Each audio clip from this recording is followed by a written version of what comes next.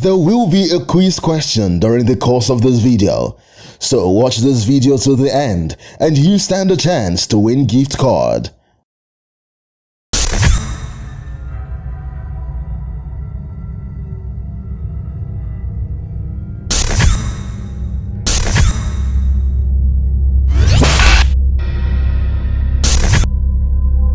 Agents of Death.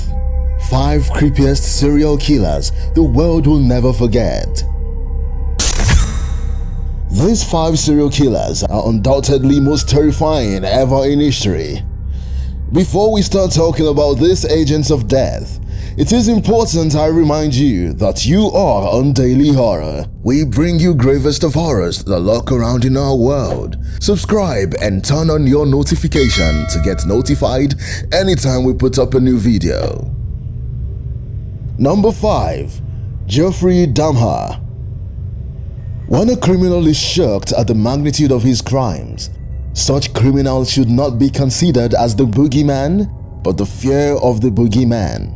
Jeffrey Dahmer was one such man that was shocked at his actions and has acknowledged that the carnage he left behind is hard to comprehend. In his own words, "It's hard for me to believe that a human being could have done what I've done, but I know that I did. If you asked me, I would say that is some crazy level of being evil." So, who was Jeffrey Dahmer? He was born in 1960 to a middle-class family in Milwaukee. Dahmer started to show troubling signs as a small child. He was infatuated with the concept of death and collected the carcasses of dead animals. While he was in high school, Dahmer realized that he was gay. He began to have alarming sexual fantasies where he would rape the men that he saw. And I acted on my fantasies, and that's where everything went wrong. Just 3 weeks after graduating high school, Dahmer acted on these fantasies. He picked up his first victim, Stephen Mark Hicks, an 18-year-old hitchhiker, and convinced him to come over to his house. When Hicks attempted to leave, he bludgeoned Hicks and strangled him. Dahmer stripped Hicks naked and masturbated on his corpse. He then took the body to a crawl space, removed the bones, smashed them into a fine powder, and dissolved the flesh with acid. Dahmer then briefly served in the US Army, where he drugged and raped 2 soldiers. On his return to civilian life, he continued to drug and rape men. One of his many victims of drug and rape operation was a 24-year-old aspiring model, Anthony Sayers, who he met in a bar and took him home. Dahmer drugged, raped, and killed Sayers. He preserved Sayers' head and genitals in jars, the demented trophies of his conquest. Jeffrey Dahmer eventually returned to Milwaukee, and the next 2 years were the most violent and disturbing of his career. He kept pieces of his victims as trophies, used their bodies as experiments, drilled holes into their skulls while they were still alive, and stored body parts in his fridge to eat later. His end eventually came on July 22, 1991. Dahmer admitted to all 17 of his murders and was sentenced to life in prison, plus 70 years. He wouldn't serve most of his sentence because on November 28, 1994, a fellow inmate beat him to death with a metal bar in the prison bathroom. Number 4. Pedro Lopez. Nicknamed as the Monster of the Andes for the obvious reason of being notorious, Pedro Lopez, whose whereabouts is still unknown till today, has more than 300 murders to his name, most of which are young girls. So, how would such a criminal with known identities and such huge records of atrocities sleep and become invincible to the authorities? And how did he become the monster to the feared and hated by everyone? Pedro was born by a prostitute named Belinda Lopez de Castenda, who his father cheated with due to misunderstanding between him and his wife. According to Lopez, witnessing acts of prostitution while growing up has disturbing effects on his psyche. In 1957, his mother caught him fondling his younger sister and evicted him from the family home. He later became a car thief and was caught in the act. During his incarceration for car theft, he claimed he was brutally gang raped and that he hunted down his rapist. Lopez said that after his jail term, he started murdering young girls in Peru. He claimed that by 1978, he had killed over 100 of them and that he had been caught by a native tribe who were preparing to execute him when an American Christian missionary intervened and persuaded them to hand him over to the state police. The police soon released him and he moved to Colombia and later Ecuador, killing about 3 girls a week. Lopez said, "I like the girls in Ecuador. They are more gentle and trusting, more innocent." Lopez was arrested in 1980 when an attempted abduction failed and he was trapped by market traders. He confessed to over 300 murders. The police only believed him when a flash flood uncovered a mass grave containing many of his victims. He was freed by the government in Ecuador in 1994 and was rearrested almost immediately to be deported to Colombia, where he was arrested and charged with a 20-year-old murder. He was declared insane and held in the psychiatric wing of Bogota Hospital in 1998. He was declared sane and released on $50 bail, subject to certain conditions. He later absconded, and he is currently wanted by the police. There are no much information regarding his whereabouts. Some believe he is dead, some said he has been incarcerated somewhere unknown to the public. One can only hope that he is truly dead or held incarcerated for real, because this guy is not someone to be integrated into society. Before we continue, I would like to remind you that there is a quiz during the course of this video, and the first 5 correct answers to the quiz question get an Amazon gift card each. So make sure you watch till the end and be among the winners. Number 3. Joachim Kroll. When talking about wicked murderers the world has witnessed, Joachim Kroll will not be counted out. He was a German serial killer and cannibal born on 17th of April 1933 and died of heart attack while in prison on 1st of July 1991. He was known as the Ruhr Cannibal and the Duisburg Man-Eater. These are the areas where he operated between 1955 and 1976. After his mother died around 1960, Kroll went to Duisburg and found work as a toilet attendant for Mannesmann. At that time, he resumed killing people.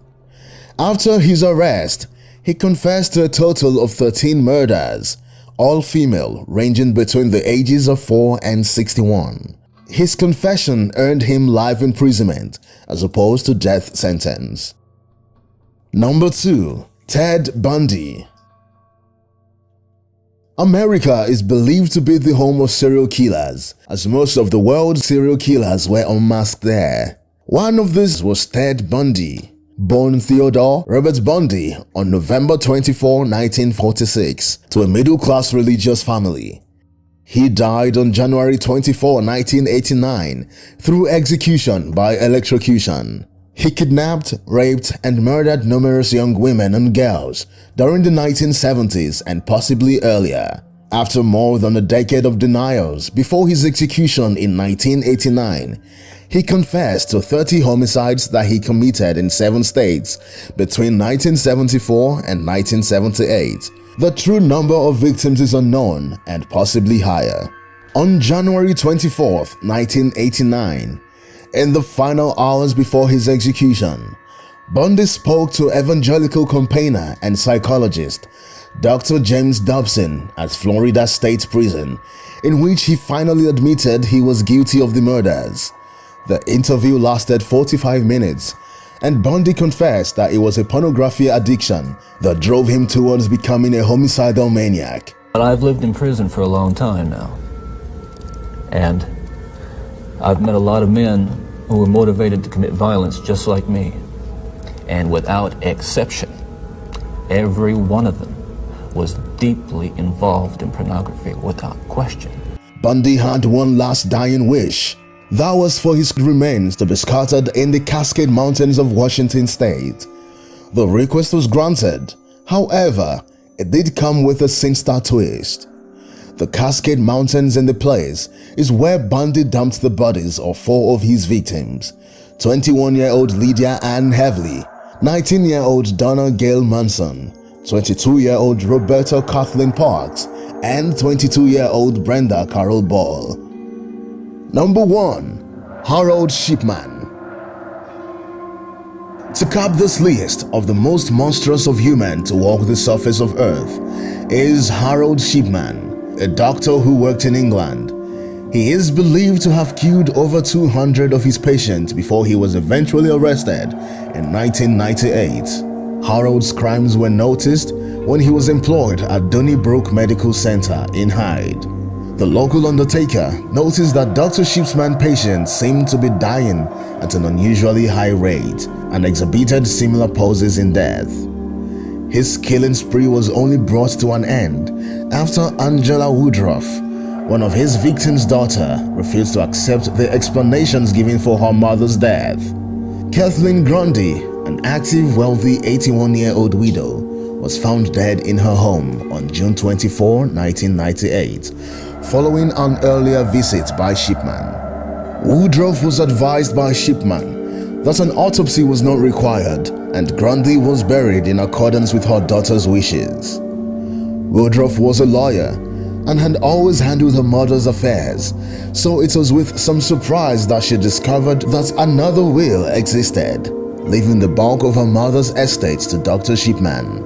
Woodruff was convinced the document was a forgery and that Shipman had murdered her mother, forging the will to benefit from her death. She alerted the local police. Grundy's body was exhumed, and a post-mortem revealed that she had died of a morphine overdose, administered within 3 hours of her death, precisely within the time frame of Shipman's visits to her. Shipman's home was raided, yielding medical records, an odd collection of jewelry, and an old typewriter, which proved to be the instrument upon which Grundy's forged will had been produced. This discovery led to intense investigations, and it was believed that about 215 to 260 of Harold's patients died mysteriously at his hand.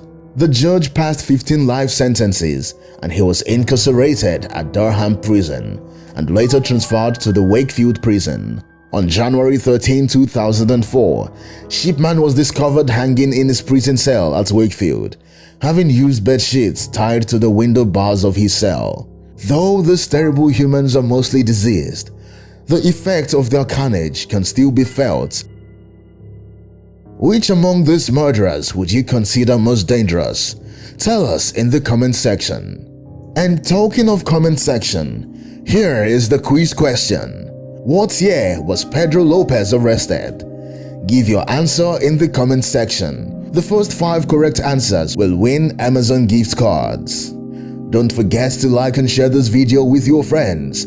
Till we come your way again, stay spooked. Coming up on the next episode of Daily Horror, we'll bring you the 5 creepiest urban legends you don't ever want to encounter. Be sure to subscribe and turn on your notification so you won't miss out on the next exciting episode.